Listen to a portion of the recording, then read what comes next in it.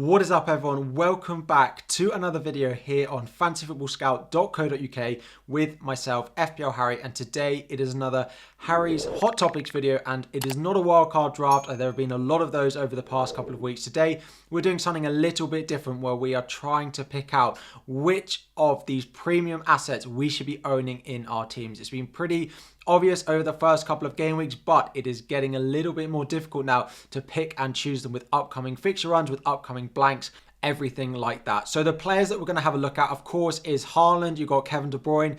You've got Salah in there. We've got Son after his hat-trick in game week 8, finally showing why maybe he should be back in our FPL teams. And then Harry Kane in there. And we're also going to add in Raheem Sterling. Now, he's slightly cheaper. Maybe he doesn't compete quite with the likes of Son, the likes of Salah, De Bruyne, all in that midfield. However, we're getting a lot of questions at the moment about Sterling, given he's actually started the season quite well. And he's a little bit more affordable at just 10 million compared to the others. We're going to have a look at the fixtures, how they've done so far moving forward, and a potential rotation for you of these 6 that you can work over the next couple of weeks, given the blanks, given the fixtures they've got, before giving a final ranking if I had to rank them from 1 to 6. So starting with the fixtures, let's get into it.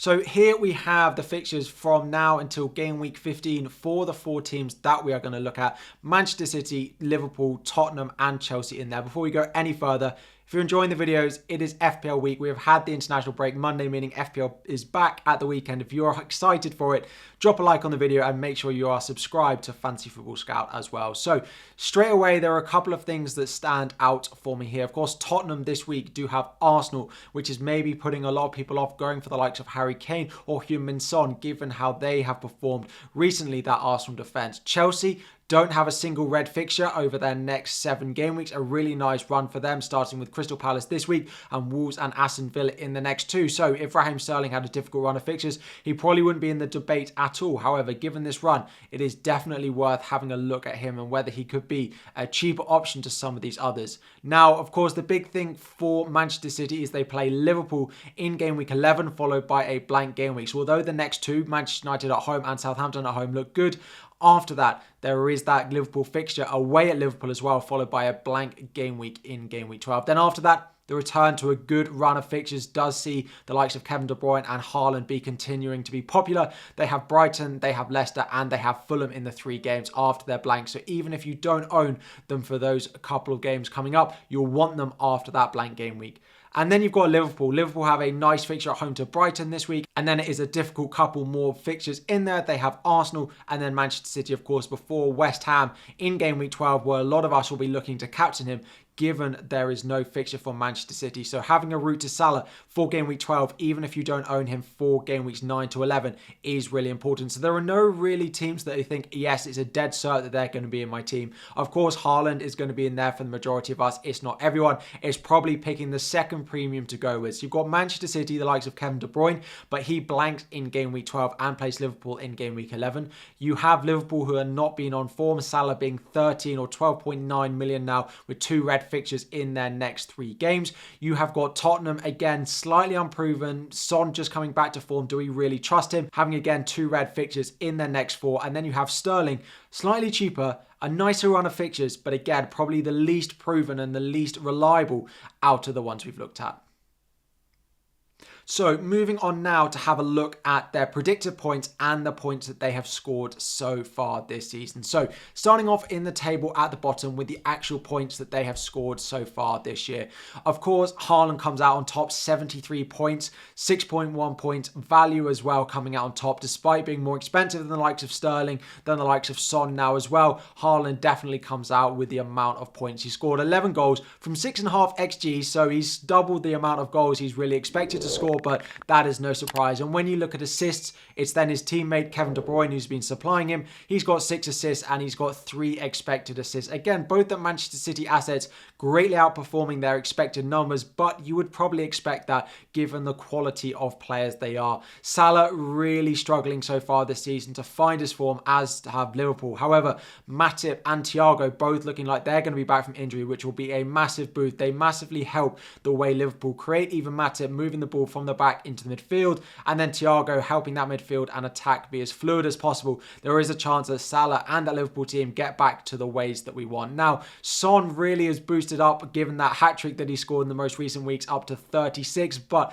again, value given that he didn't get a single return in the first 6 game weeks of the season does mean he is a little bit lower down as well. Now, again, looking at the expected points over the next few weeks, Haaland does really well across the majority of games that they've got here. So the next 3, and then they blank, and then the game week after in game week 13, Haaland ranks top for expected points. However, you've got to bear in mind, game week 12, when you don't have that fixture for Manchester City taking place, you do have Salah at home to West Ham, where he's expected to score 7 points. So as we said at the beginning, if you don't have a route to Salah now, you need to have one come game week 12. He will be the most captain player, especially given that Tottenham go away to Manchester United in game week 12. So if you're going, I'm not going to own Salah, I'm going to have Son.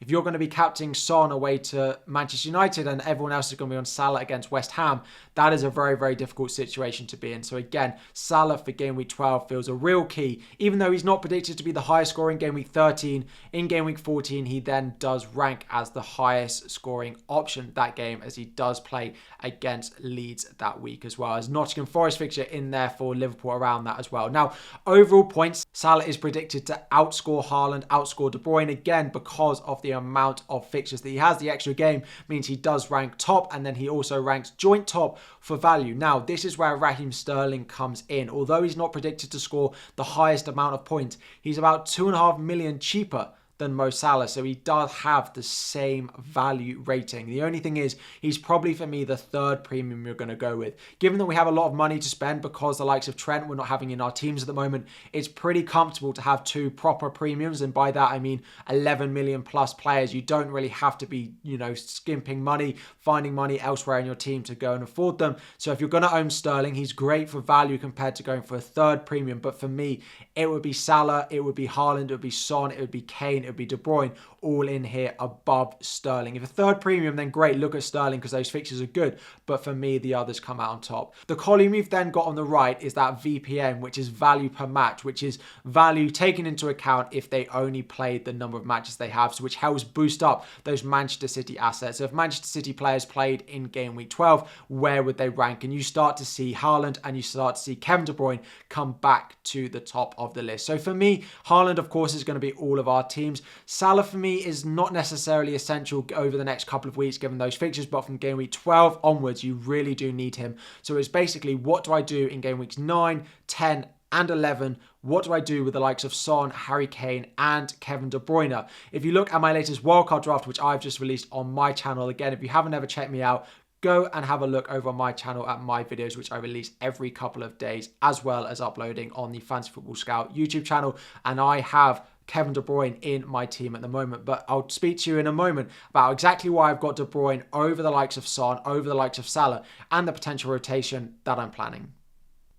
So I am planning a potential rotation with Kevin De Bruyne, with Heung-min Son, and with Mo Salah with my premium midfield spot.